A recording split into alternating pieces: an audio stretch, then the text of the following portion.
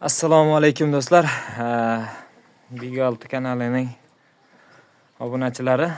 Bugun bir akamizga kelgan edik.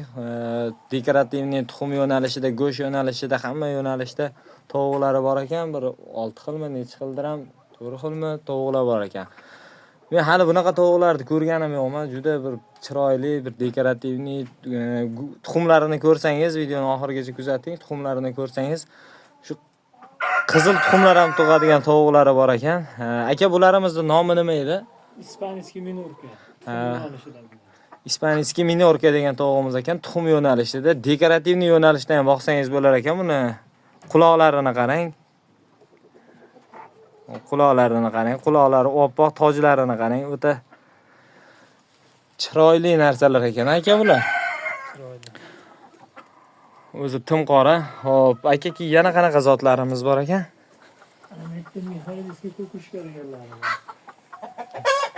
Bu Brahma emas aka, bu kattaligi. Go'sht yo'nalishi. Ularga yozilsa chiqadi Mixailskiy kukushka degan. Mixailskiy kukushka. Aka, bu go'sht yo'nalishida. Veslari katta xo'rozini qarang kattaligini. Men buni oqini ko'rib birinchi brollerda xo'rozimi, shunaqa katta bo'lib ketgan xo'rozimi deb o'ylabman. Yo'q, bu shunaqa zot ekan, katta zot ekan. Bu tuxum ham qiladi aka bu. Tuxum ham qiladi, go'sht ham qiladi. Bu aka, bu hozir ko'rsatayotganlarimiz tuxumiga, jo'jalariga zakaz olinaveradi. Xudo xolasa olaveramiz. Xudo xolasa. Bularimiz nima edi aka? Bu o'zimizni joyda qora tovuq. Anjon qora tovuqlari ekan. Anjon qora tovuqlari ham bor ekan. Bularni ham xudo xolasa jo'jalariga zakaz berishaveradi. Endi eng qizig'iga ketyapmiz hozir. Bu yoqda men tuxumini ko'rib ishqiboz bo'lib qolganim bor. Amrox olacha. Bularning nomi nima ekan aka? Amrox olacha. Bularimiz nomi Amrox olacha. Bularni qanaqa yo'nalishdagi? Bu tuxum go'sht yo'nalishi. Bular tuxum go'sht yo'nalishida. Tuxum tug'ishi ham ko'p, ves qilishi ham yaxshi. Yaxshi. Xo'rozlari necha kilo? Aka, shu xo'roz necha kilo chiqadi? 4 kilo bor. Xo'rozimiz 4 kilo. Ishlayib turgan holatida. Ha, bundan ham katta bo'ladi. Men o'z shaxsan o'zim gigant narsalarga qiziqaman-da aka. Xo'p. Endi bu yoqda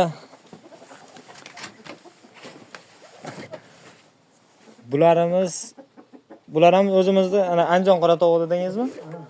Bular ham Anjon qora tovuq. Turi juda ko'p ekan, nomlarini ham nima bo'ldi, nima qaydi bilmay qoldim. Men ishqiboz bo'lganim mana bu tovuqlarga bo'ldi. Men buni ham o'sha kelganda Anjon qora tovuq deb o'ylabman. Yo'q, bu Anjon qora tovuq emas ekan.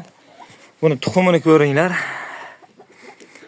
Shunaqa tuxum ko'rganmisizlar. Endi men birinchi ko'rishim qizil tuxumda. Qip-qizil tuxum tuqqan. Haligi nisushkalarnikini ko'rganman, bir qizg'ishroq bo'lardi. Shunaqa deb o'yladim. Yo'q, bu bardovoy qizil, bo'yab qo'yganga o'xshaydi. Bularimiz nomi nima edi aka? Bu chorniy maran deganlar. Chorniy maran. Vazni ham katta bo'ladi. Maykallari o'sha 3,5 kilo. Ha, 5 kilogacha. Vazn yo'nalishida ham qiladi. Maykallari 3,5-4 kilo. Xo'rozlari 5 kilo atrofida. Aka, buni tuxum jo'jasini qancha desa, xudo xolasa yetkazib beraveramizmi? Xudo xolasa qo'ldan kelgancha. Endi bu yerda ko'rsatayotganimiz shu miqdori.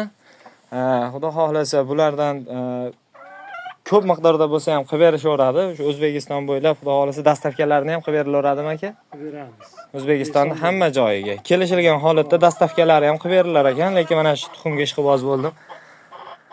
Juda chiroyli narsa ekan. Akalar, kuzatishda davom etinglar. Bundan da qiziq videolarni qo'yamiz. Obuna bo'lib qo'yishni unutmanglar.